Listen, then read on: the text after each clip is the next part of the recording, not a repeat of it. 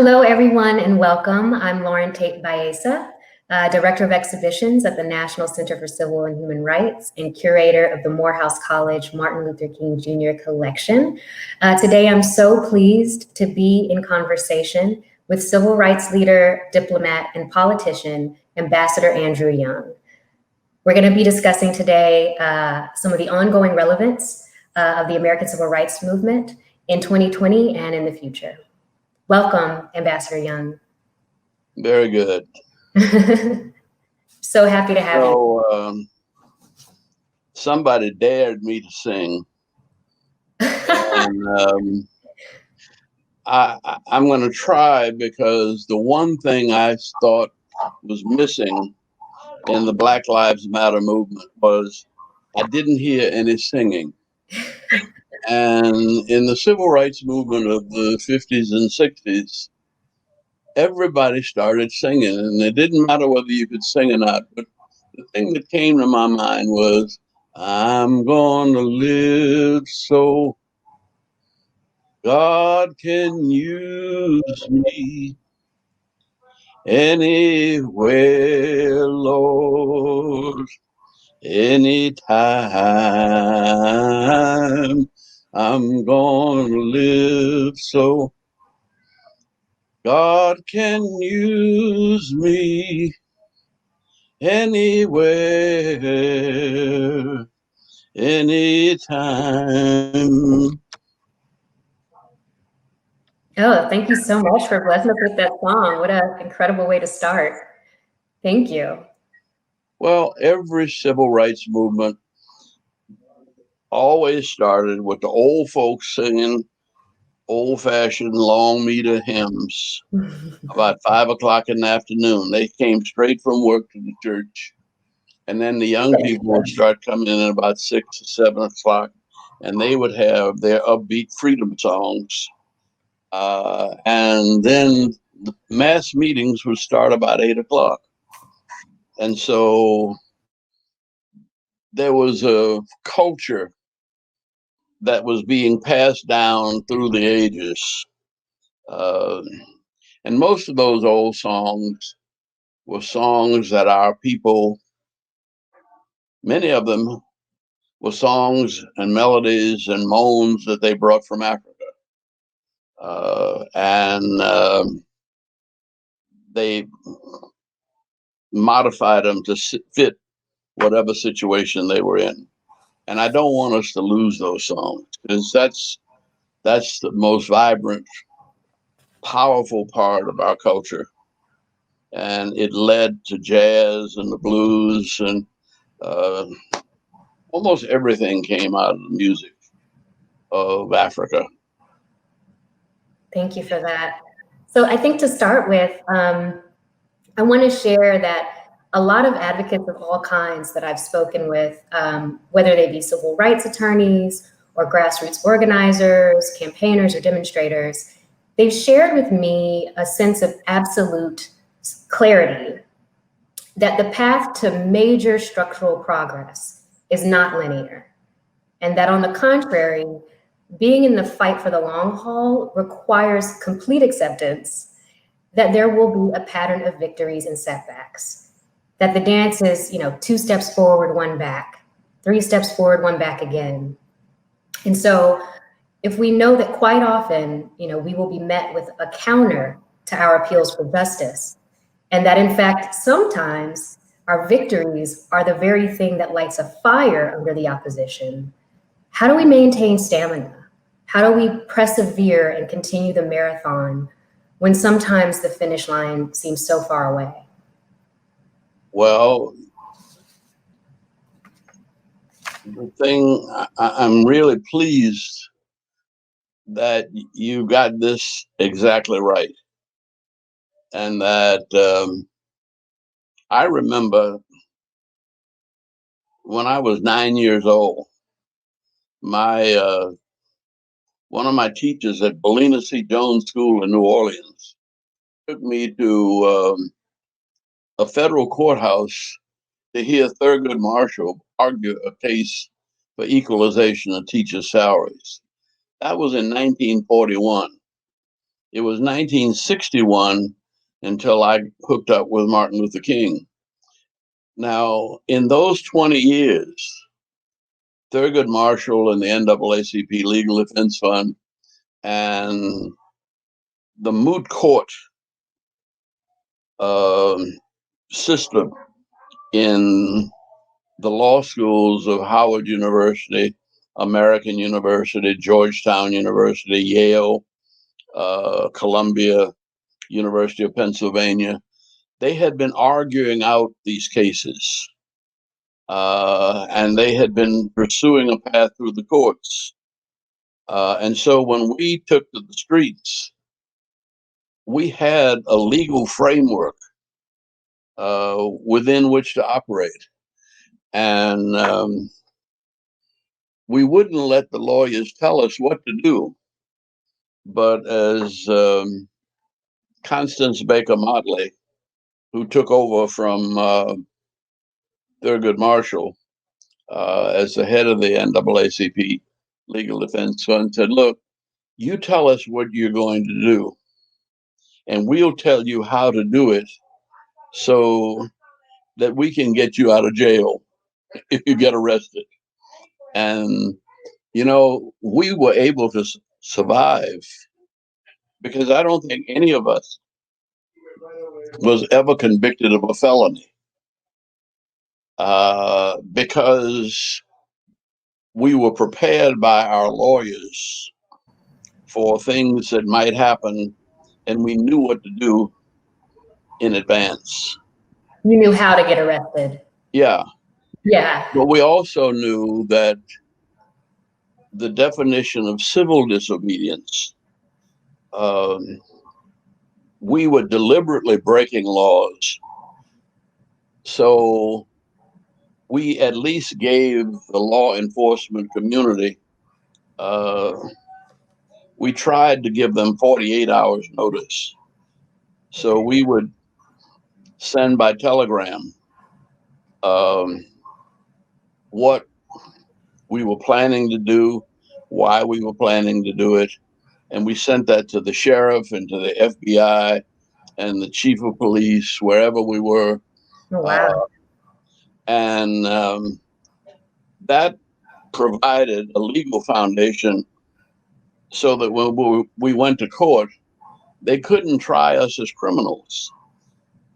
They tried us on the charges of civil disobedience. I see. I think Martin Luther King spent 10 days in jail, might have been the longest period he had to spend in jail. And that was because he wanted to. But I think, and that was one of the things I tried to share with the first expression of Black Lives Matter, that running out into the expressways, for instance, could be a felony. But it could also get you killed, especially in Atlanta at 11 o'clock at night on Highway 75, when these truck drivers who've been driving for too long come around that curve at 70 miles an hour. You really don't want to be in a street. Counting on them being awake, them being able to stop the trucks and in time. And it might sound like a good idea, but it's only a good idea if it's pre-planned and very well organized and in broad daylight. And so it sounds like what you're saying is one of the keys to perseverance is just thinking strategically and planning ahead. Exactly. Now, it was absolutely necessary for us because it took us almost 3 months to organize Birmingham to get 55 people willing to go to jail with Martin Luther King. Now, you all had, I mean, this generation of Black Lives Matter had 55,000 people all around the world, you know, in 30 minutes. I mean, as fast as the word got around, people gathered, and they were able to reach all the way down to. Well, I saw demonstrators saying Black Lives Matter uh, as far as New Zealand. Yes. Now, that's the one thing we didn't have, and that's a cell phone. Right. But social media and cell phones have changed the way demonstrations occur, uh, but it has unleashed power Yes. that nobody has yet quite been able to control. And so I have this perfect segue. I actually have a question for you about organizing. While pastoring in Alabama, you organized voter registration drives, which of course you continue to do after joining the Southern Christian Leadership Conference, where you would go on to become executive director. You participated, as you've mentioned, in acts of civil disobedience for racial equality, voting rights, workers' rights, and so forth. The strategic initiatives and protests that you were involved in led to the passage of the Civil Rights Act of 1964, the Voting Rights Act of 1965, and federal food programs and rent subsidies. I'm thinking of Poor People's Campaign, among other accomplishments. With your experiences organizing in mind, what have you learned from that period you would most like to share with young activists and organizers today? I know you have so much to offer that this might be a bit challenging, but if there was just one or two pieces of advice that you would consider the absolute most important for grassroots organizing, what would it be? Well, I would say that the organizing now seems to be easy because of the social media. The difficult part is organizing for what? Now, it was very plain what we were organizing for because everybody in the world saw George Floyd die unnecessarily. I felt like I wanted to jump through the television screen and knock that policeman off his neck. Um, and and so the organizing was there. That was the specific incident that everybody responded to. But shortly after that, we began. Um, I'm 88 now, and I'm bad on names. But the young lady in Louisville who was shot in the bed with a no-knock warrant, and then Yes. the brother who was jogging down in Brunswick, and there was someone who was shot in the back here in Atlanta, and all of that seemed to come together. And so the issue that emerged from this is police brutality. Now, police brutality is policing when things go wrong. And we can remember the sadistic, sick activities of our law enforcement community. But when you're organizing to address it, you have to put it into context with all of the other things. For instance, here in Atlanta, I was told by one of our former police chiefs that last year in Atlanta, um, the police responded to over 1 million. It was 1,800,000 911 calls. Well, these were emergencies that were created mostly in poor communities. And it was poor people out of hand for a variety of reasons. Um, and they felt they needed the help of the police force. So you've got to balance that out with, say, the slogan to defund the police. And I would rather say we've got to reprogram or reimagine or redefine law enforcement.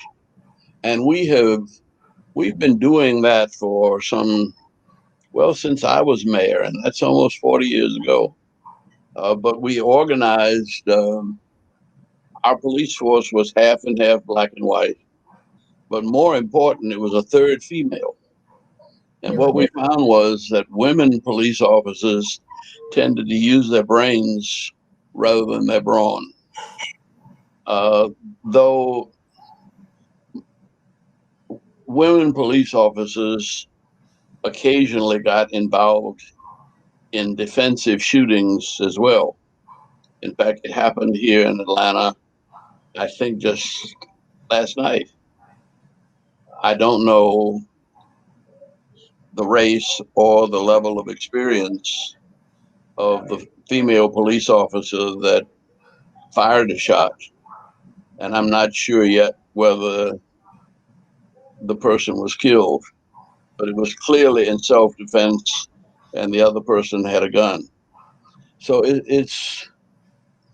we've got to take some time discussing the issues ourselves and knowing, preferably in advance, what we want. Right. Or we have to have some of our leaders that are leading marches and some that are back home discussing what we want to get. So again, you're speaking to sort of a multi-pronged approach. You're speaking about establishing a list of demands, having a goal in mind, and then sort of working backwards to make sure that everything that you're doing is working towards that goal. You're right. It would be good if we could do that up front. Right. And with technology, to your point, we are in a place of unprecedented mobilizing. We just need our planning to catch up with it. Well, but the planning has been done for a lot of these issues. And you were right. These are repeat. We thought we were dealing with these issues in the 60s and 70s. And we were. And for instance, Atlanta, I became the congressman in 1972, and Maynard Jackson became the mayor in 1973. And so we've been working together. Let's see, how many years is that now? That's almost 50 years. From 1970 to 2020. And we've been working on this problem in Atlanta with Black leadership for almost 50 years, and the problem still hasn't gone away.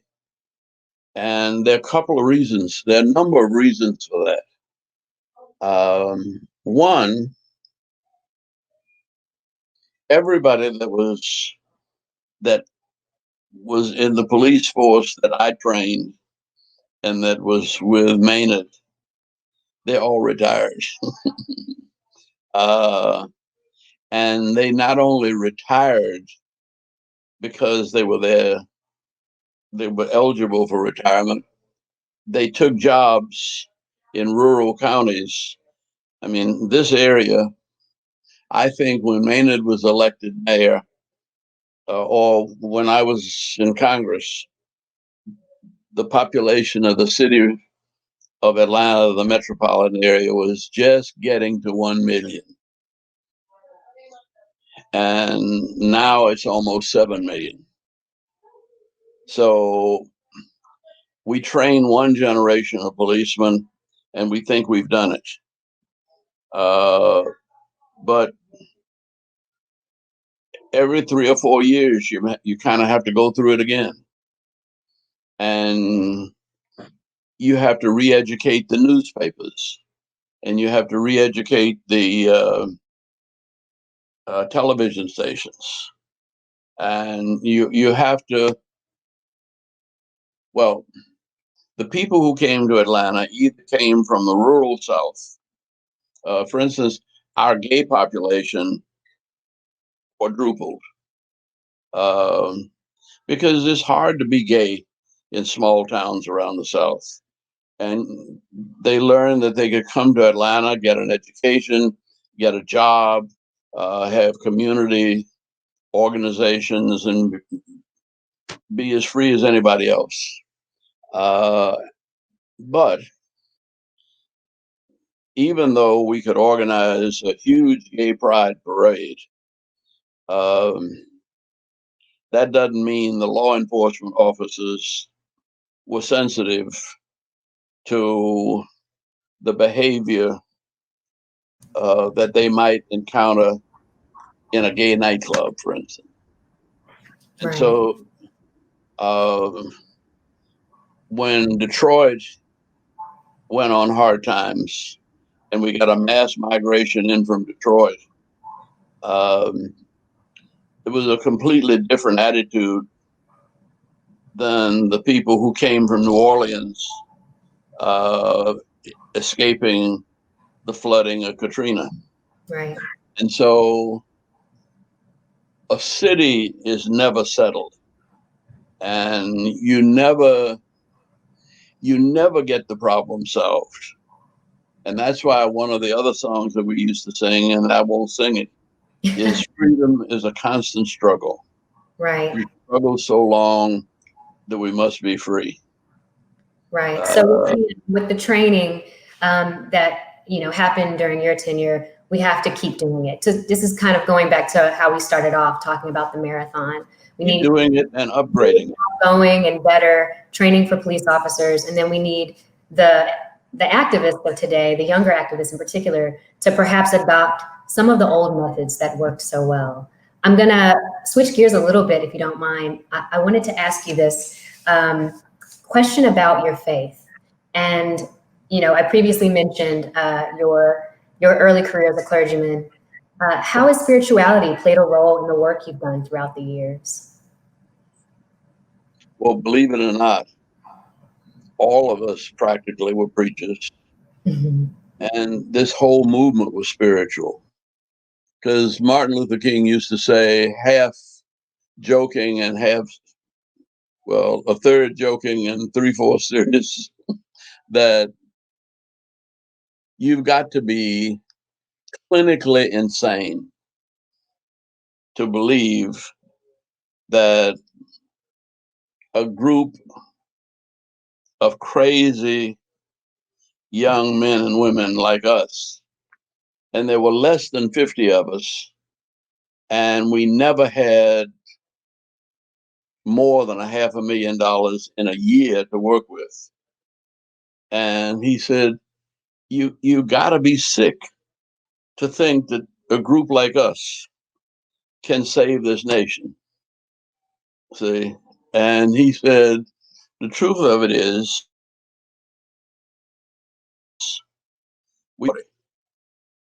he said, but if we can make it to 40, we've got to make it to 100, because this is a lifetime commitment. And you're going to have to be in this as long as you live. Now, the tragedy of that was he didn't make it to 40. He was assassinated at 39. Malcolm X was under 40. Um, Medgar Evers had just turned 40. Jimmy Lee Jackson was way short of 40. Goodman and Schwerner and Cheney were just out of the 20s. James, and so Jimmy Lee Jackson was just in his early 20s, just coming back from his basic training. And so it's been it has been a tremendous sacrifice for the families of those people who contributed their lives. Yes. But those of us that remain, uh, there's no hiding place. You can't quit. You can't slow down. Do you take moments, for example, when you've lost a dear friend, when a dear friend's been assassinated in this struggle, or does it make you want to work even harder immediately? Do you need a break? How have you been able to persevere through some of the loss that came with this struggle? Well, you know, the irony of this is that Martin Luther King had a great sense of humor, and in addition to his poetic eloquence on the pulpit, when he'd get in a room just amongst the brothers and a few sisters, he could be almost a comedian. Well, he was a comedian, and the way he made us think about death is to laugh at it. He'd say, "Now you're gonna die." He said, "Now you just as well realize that death is the ultimate democracy. Everybody's got to die, and you don't know when you're gonna die, where you're gonna die, how you're gonna die. You don't have anything to say about that. All you have to say, you have something to say about what you, what is it you give your life for." And then he'd say, "Now I know my days are numbered." He would decide that I know they'll be shooting at me. He said, "But Ralph, you always trying to get your picture in the paper. You love to jump in front of me to get your picture taken. You take the bullet for me." Or it might be Andy, or it might be Jose, but he picked somebody out of the crowd. And every time people began to get nervous and scared, he would pick somebody out that was going to be the next one to be called on to give their life for the movement. And then he'd start preaching your funeral. And he'd say, "But I think I can. I know you ain't no good." And he'll recite all the anything bad he knows about you. And if he didn't know anything, he'd make up stuff, you know. And then he'd sort of start preaching your sermon for your funeral, your eulogy. So he made light of it as a way to He cope. made light. He'd have you laughing at your own funeral. But it also was sort of, it strikes me that this was a way to prepare you for it too, right? But it was also a way to prepare himself for it, because you walk through the valley of the shadow of death, and it was both a sacred moment and a hilarious moment. Somebody else would say, if we going into Birmingham, somebody's got to die. So all of you all better put your head between your legs and kiss your behind goodbye. and and it was, I mean, we did not, we didn't allow, it didn't allow us to fear death. In fact, we all came from such religious homes and upbringing. I mean, my grandmother lost her sight when she was 80, and I was about 8. And until she died at 86, I had to read the Bible to her and the newspaper. And every day she prayed to die, and she fussed with God about leaving her here. She was ready to come on home to claim her reward. All of us seem to come from families where we had a Judeo-Christian view of death, and we knew that death was not the end. In fact, when Dr. King was killed, I was shocked that my first reaction was, damn you going on to heaven and leaving us in hell. You can't do that to us. Right. We should go with That's powerful you. that you Say, guys just were a group of people that didn't grow up fearing death. yeah. That's really powerful. I want to zoom out a little bit and talk about your experience in foreign relations.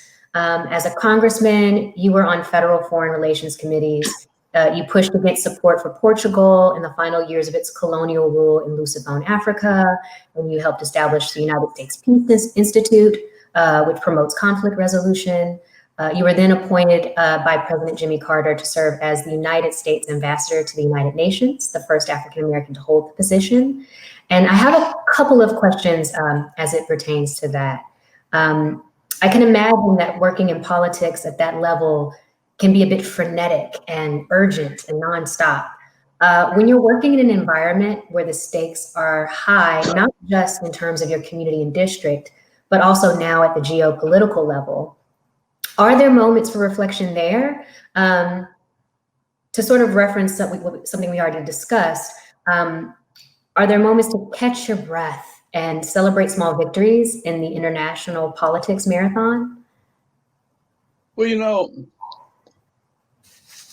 I never thought of it as any different. In fact, the lessons I learned in Birmingham and in Selma and in Atlanta and in California and Watts and Detroit uh, were the same lessons and same practices that I put to work in the UN. And in the UN, they worked very well because people knew my background. In fact, that's what President Carter said, that I need you at the UN. And I didn't want to go. I wanted to stay in the Congress. Um, and I wanted Barbara Jordan. I said, now she is the kind of person you need as a United Nations ambassador. And he said, that's right. She's better than you in every respect but one. I said, and I said, but that's okay. He said, no, the important thing is that the United States has such a bad reputation in human rights that for us to start talking about human rights now, people would laugh at us. And he said, the only reason I need you to go is that you were with Martin Luther King, and that gives you some credibility to talk about human rights. And so. But on the day-to-day, it was just as fast-paced, just as much pivoting and responding to the moment as you'd been used to. Except it was more organized and disciplined, and frankly sophisticated. Adlai Stevenson used to say that the three words describe the United Nations: protocol,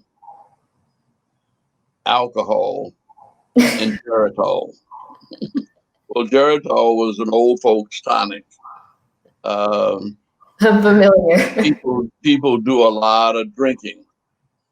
I mean, every night you have to go to some reception, and people are, you go to meet with the Russians, and they want you to taste 15 different kinds of vodka. It almost made me want to say I'm a Muslim and I don't drink anything at all. I tried to say I'm a Christian, but all European Christians drink, and most Christians around the world drink, so that didn't get me far. But it's quite the talent to be able to like have important diplomatic conversations while drinking at cocktail hour. To be able to balance that is impressive. But that's not the hard part. The hard part is dealing with the United States State Department. Because they are given the constitutional responsibility for determining foreign policy. but it doesn't move very fast. Jimmy Carter, and there's just today there's another book that came out on Jimmy Carter, and he was determined that, well, we knew him as a peanut farmer, but we didn't know him as a nuclear physicist. He studied nuclear physics at the Naval Academy, and out of more than 500 brilliant young nuclear engineers, he was selected by Admiral Rickover to be his deputy in creating a nuclear navy for the United States. And it was because he knew how terrible war could be that he was determined that he was not going to have a war while he was president.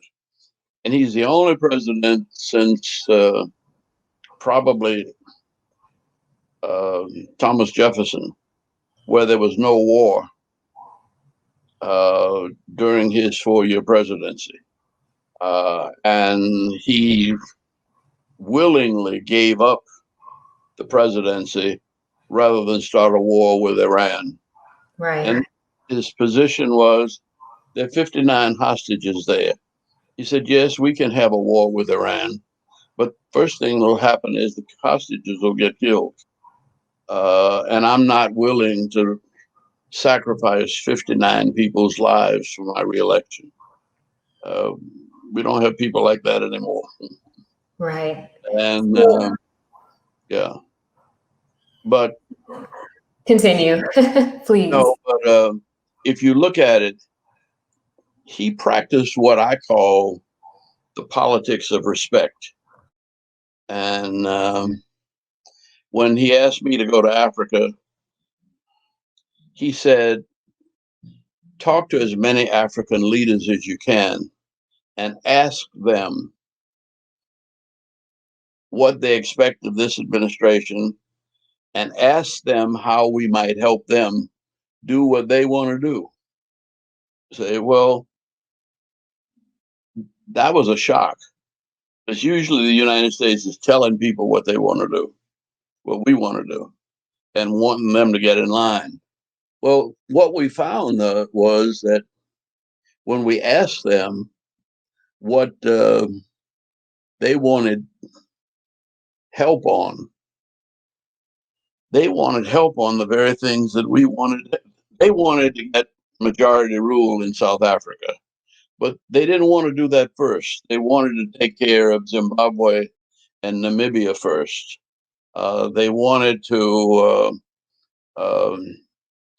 the Egyptians and the Israelis both, they'd had enough war and they were both trying to find a way to make peace. When we went down to the Caribbean, people in Panama just really wanted a treaty. They wanted somebody to sit down with them and make an agreement because the United States forced its way into Panama, and the only treaty was with 400 years old and was with Colombia, which had nothing to do with Panama anymore. So everything they wanted was pretty easy for us to do. And it didn't cost any money and it didn't really cost any lives. Will you share with us one of the most memorable successes from your time in national and international politics? Yeah. You know, when I went to South Africa, I'd been to South Africa a number of times. I went first with Arthur Ashe in 1974 when he was invited to play at a tennis tournament. And I said to him, he asked what I thought he should do. And I said, Arthur, I said, more than any statement you could make here in the United States, if you take your tennis racket to South Africa and in a white man's sport, in a stadium full of white men, you beat the daylights out of all of them. I said, you will have the same impact on black folk that Joe Louis and Jackie Robinson used to have on us. See, you will let them know that even though this is not their sport, that it is a sport that a black man can master and hold his own. So I went with him, and I got to know a lot about South Africa. We met with all of the liberation leaders except Mandela. He was in jail. And But I also had to sit in the box, in the government box in the tennis stadium, talking to the same segregationists. It was like sitting in the middle of a box, sitting in a tennis box, having a hot dog and popcorn and Coca-Cola with the Ku Klux Klan. Right. Wow. And because they were actually worse than the Ku Klux Klan. But it made them talk to me, and it made me talk to them. So when I went back as ambassador, I felt pretty comfortable in dealing with them. And I told President Carter, I said, look, these guys are no worse than the people down there in South Georgia where you come from. And I said, actually, I feel right at home. And Right. when I went back, everybody expected me when I asked African leaders, expected me to ask black leaders, and I did, and I'd done that before.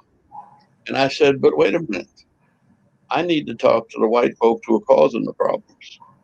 They said, oh, these were State Department people. Well, we don't talk to them. We don't want to talk to them. I said, but I do. And they wanted me to be afraid. So I just picked up the phone and I called. I said, who is the meanest SOB you got to deal with? And they gave me his name. And I said, get him on the phone. And they said, well, what do I say to him? I said, no, you just get him on the phone and give me the phone. So I picked up when he gave me the phone, I said, excuse me, but I'm Andrew Young and I'm from the United States. I'm the new ambassador to the United Nations. And President Jimmy Carter asked me to give you a call and see if I couldn't have a conversation and ask you what you expect of this administration and how we might help you. And he said, well, what do you want? I said, I'd really like to come see you. He said, you can't bring any whole bunch of press and everything. I said, no. I said, I can come by myself. And he said, well, if you come by yourself, come on. And I said, what time should I come? He said, right now. So they drove me off and I went in, and I learned a lot because one, he had seen a movie that they made about my campaign in Atlanta. See, and which showed that they kept up with U.S. politics. And the first question he asked me, because he knew that my district was majority white, he said, why did white people vote for you? I said, I don't know. I said, I guess they thought I was the best qualified. He said, there were white men running.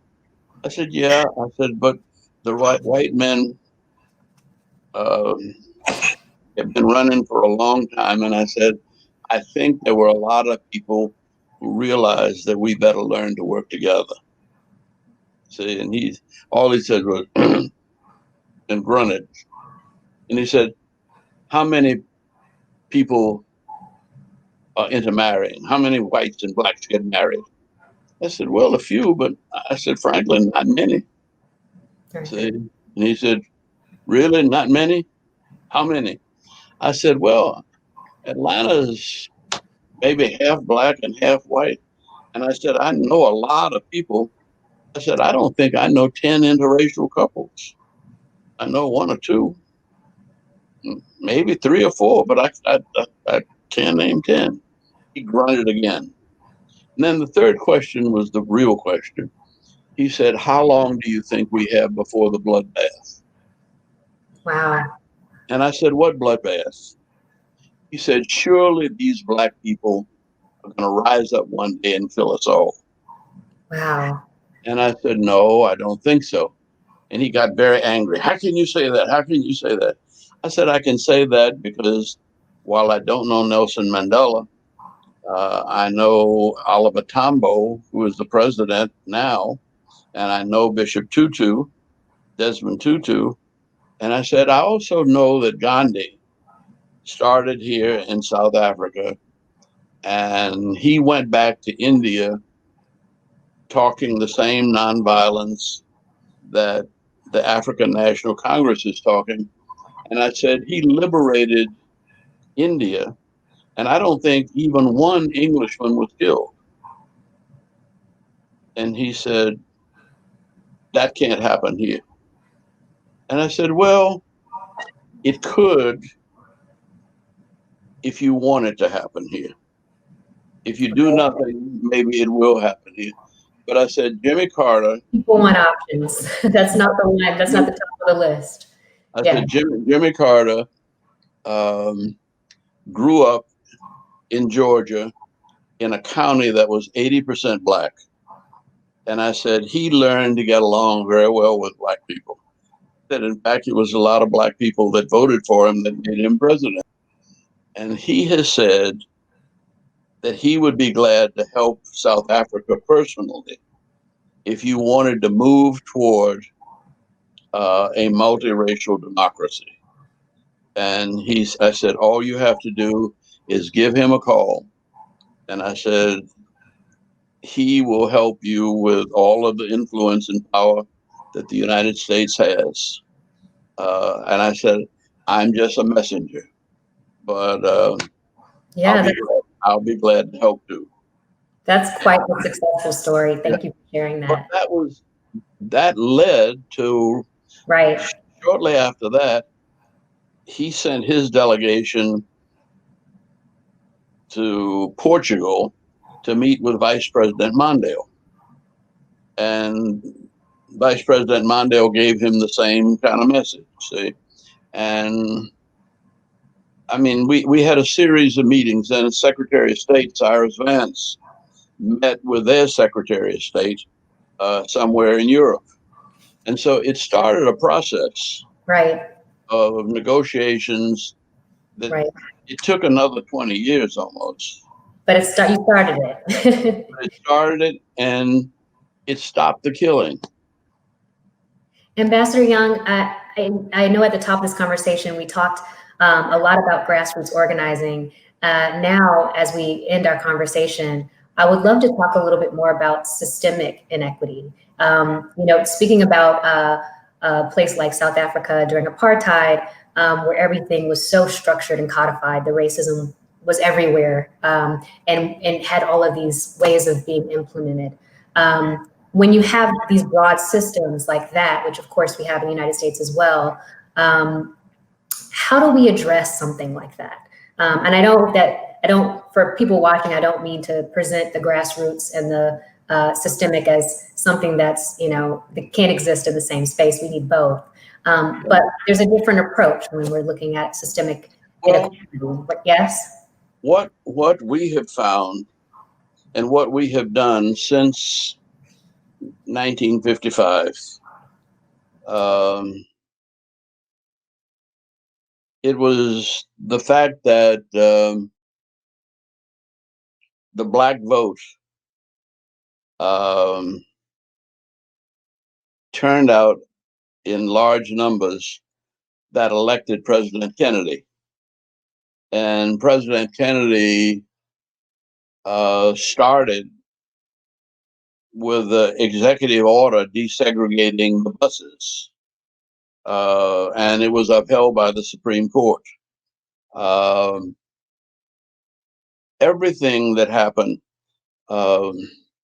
we had a civil rights bill that came after Birmingham and the March on Washington and the St. Augustine March, which was one of the most bloody and vicious ones of history. And that got the 64 Civil Rights Act passed. Well, that broke down the legal barriers.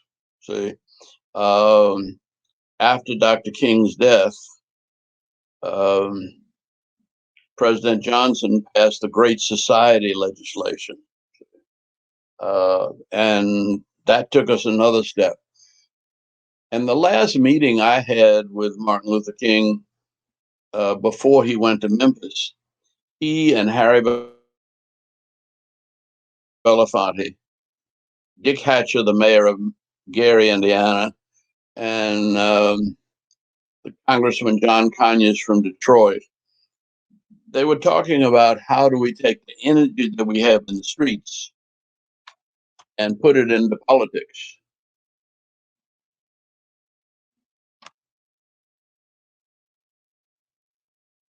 And that's sort of what we've tried to do. If we could take half of the energy that was spent walking around cities shouting Black Lives Matter into getting out the vote.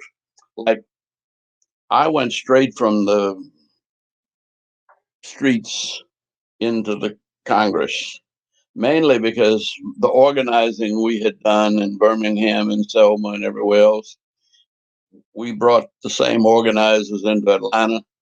And I got elected really because 74% of the Black community turned out to vote, and normally about 50% turn out. If 50% had turned out, I wouldn't have been elected. And it was pouring down rain all day long, and still 74% turned out, and we won that election. And that was the beginning of the change of Atlanta. The next year, the same group of people that turned out to vote for me turned it out for Maynard Jackson. And then we built the world's busiest airport. Well, by the time Maynard Jackson finished, the airport was built, and I came back and to be mayor, and we grew that into the world's largest and busiest airport. It had Yes. Last year there were 107 million people coming through that airport. Well, it created over 1 million jobs.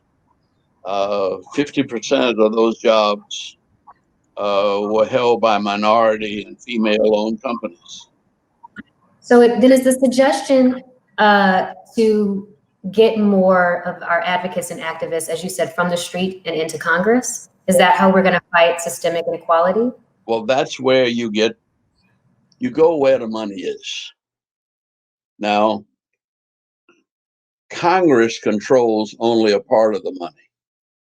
And we did not get the money from Congress to build our airport. We went to Wall Street. And we were able to privately finance the airport. And when we got ready to build a new football stadium, we went back to Wall Street. When we got ready, we had the largest Olympics. Can you imagine the Olympics in Atlanta was larger than Moscow or Beijing or Paris or London or Tokyo? And we didn't use any government money. We got it all through private financing. See, so we made we did what I call public purpose capitalism. We found a way to get into the really big money. And it didn't cost us anything because we put it into projects that paid for themselves and that employed people. And we ended up doing pretty well until this virus started. Now we've almost got to start all over. But marathon continues, as we've said. The lessons that we've learned, we're ready. Yes, thank you so much, Ambassador Young, for your wisdom and for sharing stories with us today. I also want to thank all of our viewers who tuned in to watch this conversation. And again, thank you, Ambassador Young, for your public service and for your generous time spent sharing with us this evening. I also want to say to everyone, please do not forget to vote and do not forget to check out the rest of Elevate this week. Thank you. You know what I wish? Somebody was saying that they wanted to have some kind of march honoring Justice Ruth Bader Ginsburg. And I said, you know, better than a march would be to have a national holiday on election day and everybody be free to vote, but everybody still take the day off, but still get paid. And that's the way it's supposed to be. You're supposed to have free time off for voting, and they're not supposed to take money from you. And if we can organize, and actually we start voting in Atlanta very soon. In fact, we start voting everywhere very soon. In some places, they've already started as of today. So don't forget, get out there and vote. Vote for RBG. Vote for all of the incredible activists that have ensured that we have better access to getting to the polls. Thank you so much.